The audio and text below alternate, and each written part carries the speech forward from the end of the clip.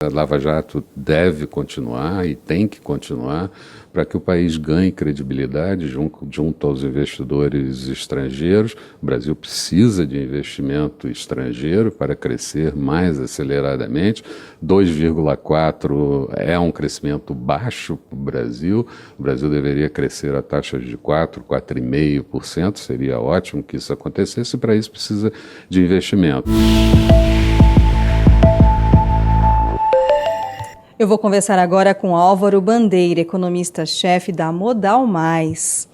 Um giro novamente pela economia global, começando pela Ásia, Japão. O que temos pela frente?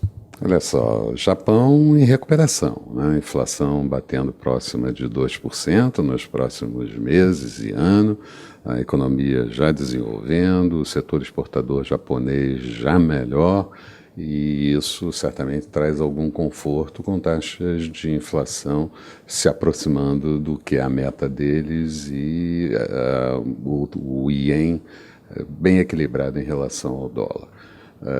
A Austrália também em recuperação, o que garante a região operando bem, e a China, a maior economia da Ásia, crescendo, segundo o primeiro-ministro, 6,5% nesse ano de 2017. Há uma preocupação com a política monetária um pouco mais restritiva, mas, de qualquer forma, inflação também sob controle, liberando 3% nesse ano de 2017 na China e criando 11 milhões de novos empregos, um pouco mais até do que o ano de 2016, quando foram criados 10 milhões de empregos para os chineses. Então, o quadro da Ásia é um quadro de recuperação, claramente liderado pela China, com um volume de reservas internacionais acima de 3 trilhões de dólares e já conseguindo equilibrar a saída de recursos da China, e ela vai liderar o processo todo na Ásia. Passando um pouco para a Europa, o principal problema não é nem tanto relacionado ao lado econômico, mas sim ao lado político. Nós temos eleições complicadas na França, uma disputa grande, onde provavelmente vamos ter um segundo turno entre a direita e a ultradireita, com o centro, e isso faz com que traga alguma instabilidade para toda a região, já que a França é uma economia líder na União Europeia.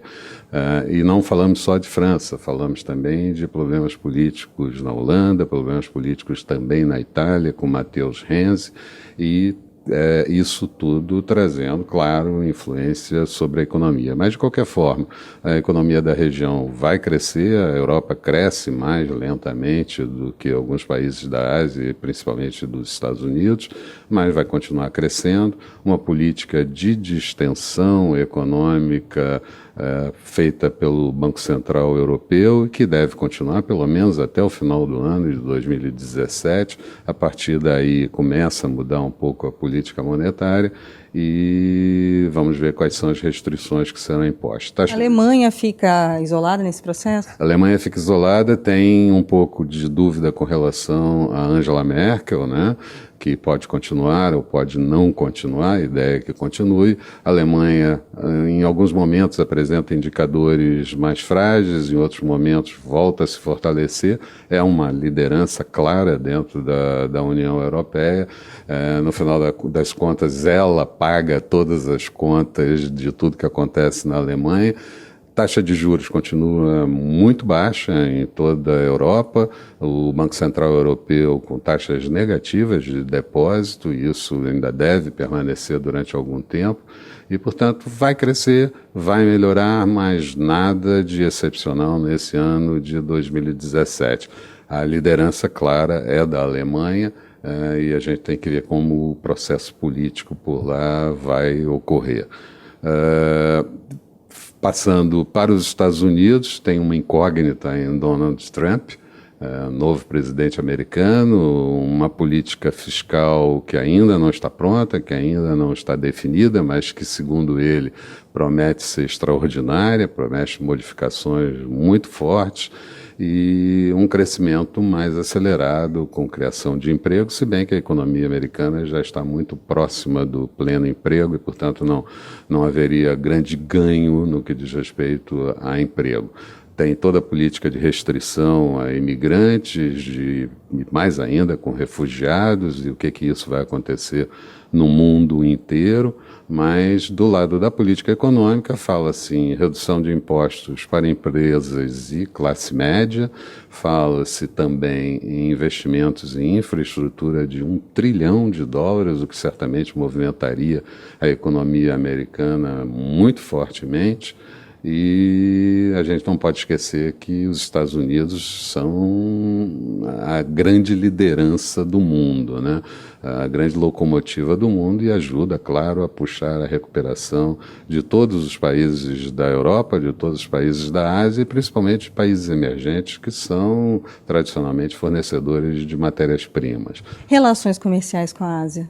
Relações comerciais com a Ásia, problemática no que diz respeito à China, não tão problemática no que diz respeito ao Japão, se bem que o discurso de Donald Trump vem mudando e já não é mais o discurso de campanha que ele fez com relação à China, mas um discurso mais conciliador com a China e mais conciliador com o Japão também no que diz respeito à atuação e à movimentação no câmbio, a relação ien e yuan, que é a moeda da China, ien e yuan, com relação ao dólar. Então, acho que o quadro em relação à Ásia não vai se deteriorar, principalmente com a grande dificuldade era com a China, acho que segue positivo. O quadro pior é com o México, a fronteira com o México, o muro do México a ser pago pelos mexicanos, mas isso tudo pode mudar também um pouco se nós tivermos um pouco de pressão do próprio Partido Republicano em relação ao presidente. Mas, de qualquer forma, a economia americana crescendo próxima de 2,5%, 3%, Trump quer acelerar isso tudo, e vai impulsionar o restante das economias e certamente mexe com todo o setor de commodities. E o Brasil, a gente não pode esquecer, o Brasil é um grande fornecedor de commodities agrícolas e também commodities minerais. E o Brasil pode absorver esse impacto positivo na sua economia ao longo do ano de 2017, mas principalmente nos próximos anos.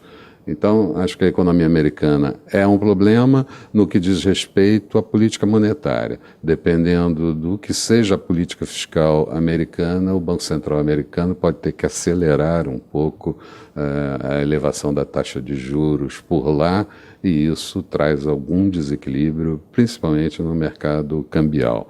Então, vamos ter que olhar um pouco mais para frente o que significa essa política fiscal de Donald Trump e quais as alternativas que o Banco Central americano, o Fed, terá em termos de política monetária.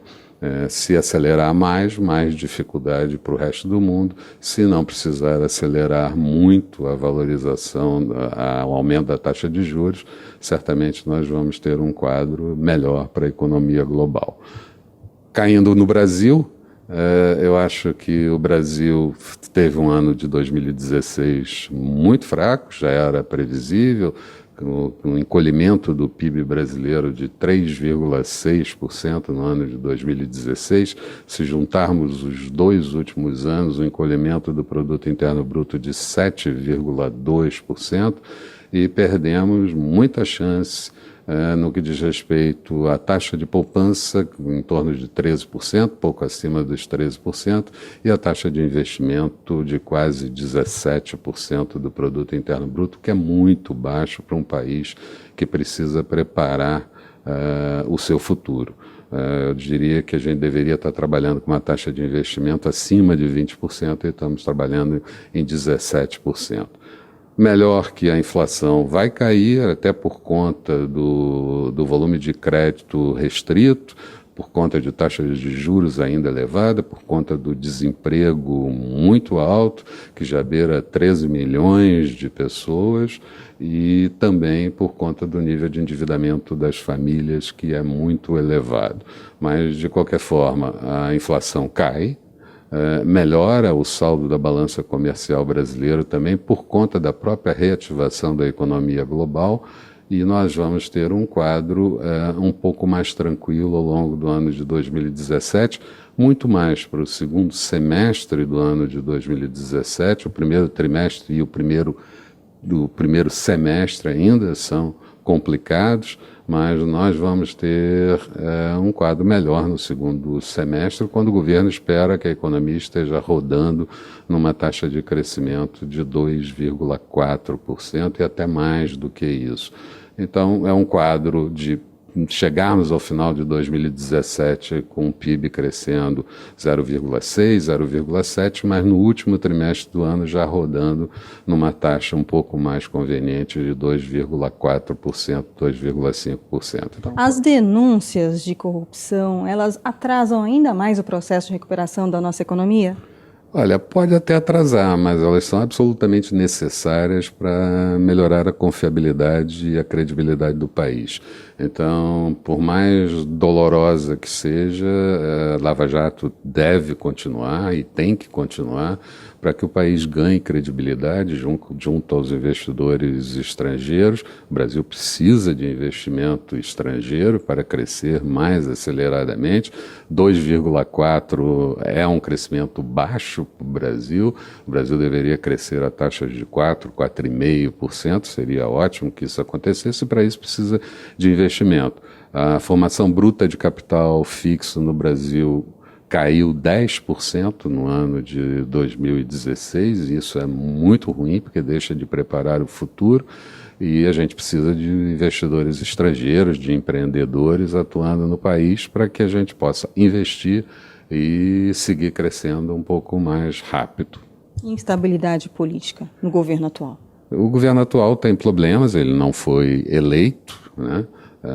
Mas eu acho que é uma fase transitória até 2018, e o próximo presidente em 2018 vai poder fazer reformas um pouco mais fortes no seu próximo governo. É um governo curto, de 2 anos, o próximo presidente terá 4 anos, e aí ele pode fazer mais reformas e colocar ainda mais a economia nos trilhos. Álvaro Bandeira, muito obrigada por mais esta oportunidade de entrevista, de conhecer várias informações aí pelo mundo a partir do seu conhecimento, da sua pesquisa. Muito obrigada por mais essa participação aqui com a gente na Ducascope TV. Eu que agradeço. Obrigado a vocês. Luciane Miranda para a Ducascope TV.